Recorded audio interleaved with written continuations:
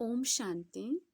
आज हम सुनते हैं 27 दिसंबर के ईश्वरीय महावाक्य। आज के महावाक्यों से कुछ मुख्य पॉइंट सुनते हैं। बाबा कहते, यह नाटक है हार जीत का, हेल और हेवन का, भारत पर ही सारा खेल बना हुआ है। तुम बच्चे जानते हो, भारत है सबसे पुराना खंड जो कभी विनाश नहीं होता है। सतयुग में लक्ष्मी नारायण का राज्य भी यहाँ ही होता है। अब वही बाप बच्चों को समझा रहे हैं, मीठे बच्चे, अब यह तुम्हारा अंतिम जन्म है। मैं तुमको फिर से स्वर्ग का वर्षा देने आया हूँ। जैसी आत्मा है वैसा मैं भी हूँ, सिर्फ मैं जन्म मरण रहित हूँ, सदा पावन हूँ। आत्मा जन्म मरण में आने वाली है।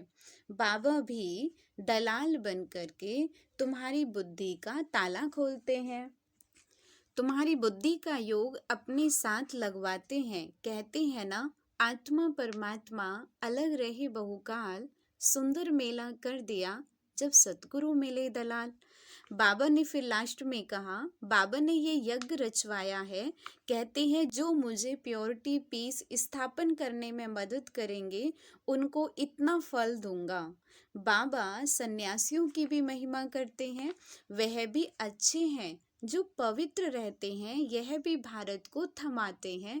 अब सुनते हैं विस्तार से बाबा के महावाक्य। मीठे बच्चे, देवताओं से भी उत्तम कल्याणकारी जन्म तुम ब्राह्मणों का है, क्योंकि तुम ब्राह्मण ही बाप के मददगार बनते हो। बाबा प्रश्न पूछते हैं, अभी तुम बच्चे बाबा को कौन सी मदद करते हो? मददगार बच्चों को बाप क्या प्राइज देते हैं?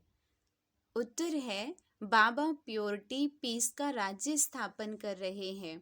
हम उन्हें प्योरिटी की मदद करते हैं। बाबा पवित्रता शांति की दुनिया ला रहे हैं, तो हम उन्हें पवित्रता की मदद करते हैं।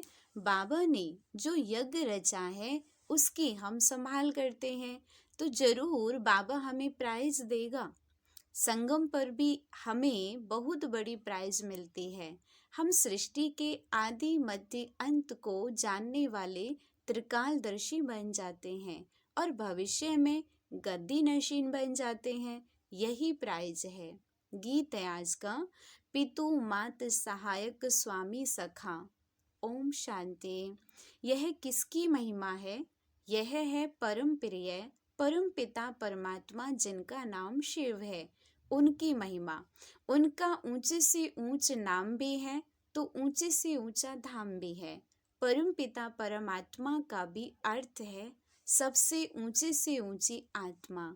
और किसको भी परम पिता परमात्मा नहीं कहेंगे। उसकी महिमा अपरंपार है। ऐसा कहते हैं कि इतनी जो महिमा है जो उसका पार नहीं पा सकते। ऋषि मुनि भी ऐसे कहते थे कि उसका पार नहीं पा सकते, वो भी नेति नेति कहते गए हैं। अब बाबा स्वयं आकर अपना परिचय देते हैं। क्यों? बाबा का परिचय तो होना चाहिए ना। तो बच्चों को परिचय मिले कैसे? जब तक वह इस भूमि पर न आए तब तक उनका परिचय कोई और दे नहीं सके। जब फादर शोज सन तब सन सोज फादर। बाप समझाते हैं, मेरा भी पार्ट नोंदा हुआ है, मुझे ही आकर पतितों को पावन करना है। साधु संत भी गाते रहते हैं, पतित पावन सीताराम आओ, क्योंकि रावण का राज्य है। रावण कोई कम नहीं है। सारी दुनिया को तमो प्रधान पतित किसने बनाया? रावण ने। फिर पावन बनाने वाला समर्थ राम है ना। आधा कल्प राम राज्य है तो आधा कल्प रावण का भी राज्य चलता है। रावण क्या है यह कोई नहीं जानते। वर्ष वर्ष जलाते रहते हैं तो भी रावण का राज्य चलता रहता है, जलता थोड़े ही है। मनुष्य कहते हैं परमात्मा समर्थ है तो रावण को राज्य करने क्यों देते हैं? बाप समझाते हैं, यह नाटक है हार जीत का, हेल और हेवन का। स्वर्ग और नर्क इसी नाटक पे चलता है। भारत पर ही सारा खेल बना हुआ है, यही बना बनाया ड्रामा है। ऐसे नहीं परम पिता सर्वशक्तिवान है तो खेल पूरा होने के पहले ही आएगा या आधे में खेल को बंद कर सकता है। बाप कहते हैं जब सारी दुनिया पतित हो जाती है तब मैं आता हूँ। इसलिए शिवरात्रि भी मनाते हैं, शिवाय नमः भी कहते हैं। ब्रह्मा विष्णु शंकर को फिर भी देवता नमः कहेंगे, शिव को परमात्मा नमः कहेंगे। शिव क्या ऐसा ही है जैसा बबुलनाथ में या सोमनाथ के मंदिर में है? क्या परमपिता परमात्मा का इतना बड़ा रूप है? वह आत्मा का छोटा बाप का बड़ा है। क्वेश्चन आएगा ना, जैसे यहाँ छोटे को बच्चा बड़े को बाप कहा जाता है, वैसे परम पिता परमात्मा अन्य आत्माओं से बड़ा है और हम आत्माएं छोटी हैं। नहीं, बाप समझाते हैं बच्चे मेरी महिमा गाते हो, कहते हो परमात्मा की महिमा अपरंपार है, मनुष्य सृष्टि का बीज रूप है, तो पिता को बीज कहेंगे ना, वह क्रिएटर है। बाकी जो इतने वेद उपनिषद गीता यज्ञ तप दान पुण्य यह सब है भक्ति की सामग्री, इनका भी अपना टाइम है। आधा कल्प भक्ति का, आधा कल्प ज्ञान का। भक्ति है ब्रह्मा की रात, ज्ञान है ब्रह्मा का दिन। ये शिव बाबा तुमको समझाते हैं, इनको अपना तन तो है नहीं। कहते हैं मैं तुमको फिर से राजयोग सिखलाता हूँ, राज्य भाग्य दिलाने के लिए। अब ब्रह्मा की रात पूरी होती है, वही धर्म गिलाने का समय आ पहुँचा है। सबसे जास्ती गिलानी किसकी करते हैं? परम पिता परमात्मा की। लिखा भी हुआ है ना, यदा यदा ही धर्मस्य ग्लानिर्भवति भारत। ऐसे नहीं, मैंने कल पहले कोई संस्कृत में ज्ञान दिया है, भाषा तो यही है। तो जब भारत में देवी देवता धर्म स्थापन करने वाले की गिलानी होती है, मुझे ठिक्कर भीतर में ठोक देते हैं, तब मैं आता हूँ। जो भारत को स्वर्ग बनाते हैं, पतितों को पावन बनाते हैं, उसकी कितनी गिलानी की है। तुम बच्चे जानते हो, भारत है सबसे पुराना खंड जो कभी विनाश नहीं होता है। सतयुग में लक्ष्मी नारायण का राज्य भी यहाँ ही होता है। यह राज्य भी स्वर्ग के रचयिता ने दिया है। अब तो वही भारत पतित है, तब फिर मैं आता हूँ, तभी तो उनकी महिमा गाते हैं, शिवाय नमः। इस बेहद के ड्रामा में हर एक आत्मा का पार्ट नोंदा हुआ है जो रिपीट होता है, जिससे ही कोई टुकड़ा निकाल हद का ड्रामा बनाते हैं। अभी हम ब्राह्मण हैं, फिर देवता बनेंगे। यह है ईश्वरीय वर्ण, यह है तुम्हारा 84वें जन्म का भी अंत। इसमें चारों वर्णों का तुमको ज्ञान है, इसलिए ब्राह्मण वर्ण सबसे ऊंच है। परंतु महिमा व पूजा देवताओं की होती है। ब्रह्मा का मंदिर भी है, परंतु कोई को पता नहीं कि इसमें परमात्मा आकर भारत को स्वर्ग बनाते हैं। जब स्थापना हो रही है तो विनाश भी चाहिए, इसलिए कहते हैं कि रुद्र ज्ञान यज्ञ से विनाश ज्वाला निकली। अब वही बाप बच्चों को समझा रहे हैं, मीठे बच्चे, अब यह तुम्हारा अंतिम जन्म है। मैं तुमको फिर से स्वर्ग का वर्षा देने आया हूँ, तुम्हारा हक है। परंतु जो मेरी श्रीमत पर चलेंगे उनको मैं स्वर्ग की प्राइज दूंगा। उन्हें भी पीस प्राइज आदि मिलती है, परंतु बाप तो तुम सबको स्वर्ग की प्राइज देते हैं। कहते हैं मैं नहीं लूंगा, मैं तुम्हारे द्वारा स्थापना कराता हूँ तो तुमको ही दूंगा। तुम हो शिव बाबा के पोत्रे, ब्रह्मा के बच्चे। इतने बच्चे तो प्रजापिता ब्रह्मा ही एडॉप्ट करते होंगे ना। यह ब्राह्मण जन्म तुम्हारा सबसे उत्तम है, यह कल्याणकारी जन्म है। देवताओं का जन्म या शूद्रों का जन्म कल्याणकारी नहीं है। यह तुम्हारा जन्म बहुत कल्याणकारी है, क्योंकि बाप का मददगार बन सृष्टि पर प्योरिटी पीस स्थापन करते हो। वह इनाम देने वाले थोड़े ही जानते हैं, वो तो कोई अमेरिकन आदि को दे देते हैं। बाप फिर कहते हैं, जो मेरे मददगार बनेंगे मैं उनको प्राइज दूंगा। प्योरिटी है तो सृष्टि में पीस प्रॉस्पर्टी भी है, सुख शांति तो आपे ही आ जाएगी। यह तो वैशाल्य है, सतयुग है शिवालय, शिव बाबा ने स्थापन किया है। साधु सन्यासी हैं हठयोगी, गृहस्थ धर्म वालों को सहज राजयोग तो सिखा नहीं सकते। भल 1000 बार गीता महाभारत पढ़ें, यह तो सबका बाबा है। सभी धर्म वालों को कहते हैं कि अपना बुद्धियोग एक मेरे से लगाओ। मैं भी छोटा सा बिंदु हूँ, इतना बड़ा नहीं हूँ। जैसी आत्मा वैसा ही मैं परमात्मा हूँ। आत्मा भी यहाँ ब्रह्मकुटी के बीच में रहती है। इतनी बड़ी होती तो यहाँ कैसे बैठ सकती। मैं भी आत्मा जैसा ही हूँ, सिर्फ मैं जन्म मरण रहित सदा पावन हूँ, और आत्माएं जन्म मरण में आती हैं। पावन से पतित और पतित से पावन होती हैं। अब फिर से पतितों को पावन बनाने के लिए बाप ने यह रुद्र यज्ञ रचा है। इसके बाद सतयुग में कोई यज्ञ नहीं होता, फिर द्वापर से अनेक प्रकार के यज्ञ रचते रहते हैं। यह रुद्र ज्ञान यज्ञ सारे कल्प में एक ही बार रचा जाता है। इसमें सबकी आहुति पड़ जाती है, फिर कोई यज्ञ नहीं रचा जाता। यज्ञ रचते तब हैं जब कोई आफतें आती हैं, बरसात नहीं पड़ती है व अन्य कोई आफतें आती हैं तो यज्ञ रचते हैं। सतयुग त्रेता में तो कोई आफतें आती नहीं। इस समय अनेक प्रकार की आफतें आती हैं, इसलिए सबसे बड़े सेठ शिव बाबा ने यज्ञ रचवाया है। तो पहले से ही साक्षात्कार कराते हैं, कैसे सब आहुति पड़नी है, कैसे विनाश होना है। पुरानी दुनिया कब्रिस्तान बननी है, तो फिर इस पुरानी दुनिया से क्या दिल लगानी है। इसलिए तुम बच्चे बेहद पुरानी दुनिया का सन्यास करते हो। वह सन्यासी तो सिर्फ घर बार का सन्यास करते हैं, तुमको तो घर बार नहीं छोड़ना है।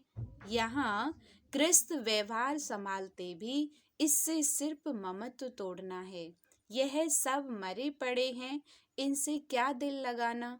यह तो मुर्दों की दुनिया है, इसलिए कहते हैं कि परिस्तान को याद करो, कब्रिस्तान को क्यों याद करते हो। बाबा भी दलाल बन तुम्हारी बुद्धि का योग अपने साथ लगाते हैं। कहते हैं ना, आत्मा परमात्मा अलग रहे बहुकाल, यह महिमा भी उनकी है। कलयुगी गुरु को पतित पावन कह नहीं सकते, वह सदगति तो कर नहीं सकते। हाँ, शास्त्र सुनाते हैं, क्रिया कर्म कराते हैं। शिव बाबा का कोई टीचर गुरु नहीं। बाबा तो कहते, मैं तो तुमको स्वर्ग का वर्षा देने आया हूँ, फिर सूर्यवंशी बनो चाहे चंद्रवंशी बनो। वह कैसे बनते हैं, क्या लड़ाई से? नहीं, ना लक्ष्मी नारायण ने लड़ाई से राज्य लिया, ना राम सीता ने। इन्होंने इस समय माया से लड़ाई की है। तुम इनकॉग्निटो वॉरियर्स हो, इसलिए तुम शक्ति सेना को कोई जानते नहीं। तुम योग बल से सारे विश्व के मालिक बनते हो। तुमने ही विश्व का राज्य गवाया है, फिर तुम ही पा रहे हो। तुमको प्राइज देने वाला बाप है। अब जो बाप के मददगार बनेंगे, उनको ही आधा कल्प के लिए पीस प्रॉस्पर्टी की प्राइज मिलेगी। बाबा मददगार उन्हें कहते हैं जो अशरीरी होकर बाप को याद करते हैं, स्वदर्शन चक्र फिराते हैं, शांति धाम स्वीट होम स्वीट राजधानी को याद कर पवित्र बनते हैं। कितना सहज है। हम आत्मा भी स्टार हैं, हमारा बाप परमात्मा भी स्टार है। वह इतना कोई बड़ा नहीं है, परंतु स्टार की पूजा कैसे हो, इसलिए पूजा के लिए इतना बड़ा बना दिया है। पूजा तो पहले बाप की होती है, पीछे दूसरों की होती है। लक्ष्मी नारायण की कितनी पूजा होती है, परंतु उनको ऐसा बनाने वाला कौन? सबका सद्गति दाता शिव बाबा। बलिहारी उस एक की ही है ना। उनकी जयंती बर्थ डायमंड तुल्य है, हीरे तुल्य है। बाकी सबके बर्थ कौड़ी तुल्य है। शिवाय नमः, यह उनका यज्ञ है, तुम ब्राह्मणों से रचवाया है। कहते हैं जो मुझे प्योरिटी पीस स्थापन करने में मदद करेंगे उनको इतना फल दूंगा। ब्राह्मणों से यज्ञ रचवाया है तो दक्षिणा तो देंगे ना। इतना बड़ा यज्ञ रचा है और कोई भी यज्ञ इतना समय नहीं चलता है। कहते हैं जो जितना मुझे मदद करेंगे उतनी प्राइज दूंगा। सबको प्राइज देने वाला मैं हूँ। मैं कुछ नहीं लेता हूँ, सब तुमको देता हूँ। अब जो करेगा सो पाएगा, थोड़ा करेगा तो प्रजा में चला जाएगा। गांधी को भी जिन्होंने मदद की तो प्रेसिडेंट मिनिस्टर आदि बने ना। यह तो है अल्पकाल का सुख। बाप तो तुमको सारे आदि मध्य अंत का ज्ञान दे, आप समान त्रिकालदर्शी बनाते हैं। कहते हैं मेरी बायोग्राफी को जानने से तुम सब कुछ जान जाएंगे। सन्यासी थोड़े ही यह ज्ञान दे सकते हैं, उनसे वर्षा क्या मिलेगा। वह तो गद्दी भी एक को देंगे, बाकी को क्या मिलता है। बाबा तो तुम सबको गद्दी देते हैं, कितनी निष्काम सेवा करते हैं। और तुमने तो मुझे ठिक्कर भीतर में डाल कितनी गिलानी की है। यह भी ड्रामा बना हुआ है। जब कौड़ी जैसे बन जाते हो तब तुमको हीरे जैसा बनाता हूँ। मैंने तो अनगिनत बार भारत को स्वर्ग बनाया है, फिर माया ने नर्क बनाया है। अब अगर प्राप्ति करनी है तो बाप के मददगार बन सच्ची प्राइज ले लो। इसमें प्योरिटी फर्स्ट है। बाबा सन्यासियों की भी महिमा करते हैं, वह भी अच्छे हैं जो पवित्र रहते हैं। यह भी भारत को थमाते हैं, गिरने से बचाते हैं, नहीं तो पता नहीं क्या हो जाता। परंतु अब तो भारत को स्वर्ग बनाना है तो जरूर घर गृहस्थ में रहते पवित्र बनना पड़े। बाप दादा दोनों बच्चों को समझाते हैं। शिव बाबा भी इस पुरानी जुत्ती द्वारा बच्चों को राय देते हैं। नई ले नहीं सकते। ब्रह्मा के तन को बाबा कहते पुरानी जुत्ती। माता के गर्भ में तो आते नहीं, पति दुनिया पति शरीर में ही आते हैं। इस कलयुग में है घोर अंधियारा, घोर अंधियारे को ही सोजरा बनाना है। अच्छा, मीठे मीठे सिक्के लदे बच्चों प्रति माता पिता बाप दादा का याद प्यार और गुड मॉर्निंग। रूहानी बाप की रूहानी बच्चों को नमस्ते। हम रूहानी बच्चों के रूहानी बाप दादा को नमस्ते नमस्ते। शुक्रिया बाबा, शुक्रिया। धारणा के लिए मुख्य सार है। फर्स्ट पॉइंट है, इस बेहद की दुनिया का दिल से संन्यास कर अपना ममत्व मिटा देना है, इससे दिल नहीं लगानी है। सेकंड नंबर है, बाप का मददगार बन प्राइज लेने के लिए। नंबर 1, अशरीरी रहना है। नंबर 2, पवित्र रहना है। नंबर 3, स्वदर्शन चक्र फिराना है। नंबर 4, स्वीट होम और स्वीट राजधानी को याद करना है। वरदान है आज का, विशेषताओं को सामने रख सदा खुशी खुशी से आगे बढ़ने वाले निश्चय बुद्धि विजयी रत्न भव। अपनी जो भी विशेषताएं हैं उनको सामने रखो, कमजोरियों को नहीं, तो अपने आप में फेथ रहेगा। कमजोरी की बात को ज्यादा नहीं सोचो, फिर खुशी में आगे बढ़ते जाएंगे। यह निश्चय रखो कि बाप सर्वशक्तिमान है, तो उसका हाथ पकड़ने वाले पार पहुंचे कि पहुंचे। ऐसे सदा निश्चय बुद्धि विजयी रतन बनते हैं। अपने आप में निश्चय, बाप में निश्चय और ड्रामा की हर सीन को देखते हुए उसमें भी पूरा निश्चय हो, तब विजयी बनेंगे। आज का स्लोगन है, प्योरिटी की रॉयल्टी में रहो तो हद के आकर्षणों से न्यारे हो जाएंगे। ओम शांति।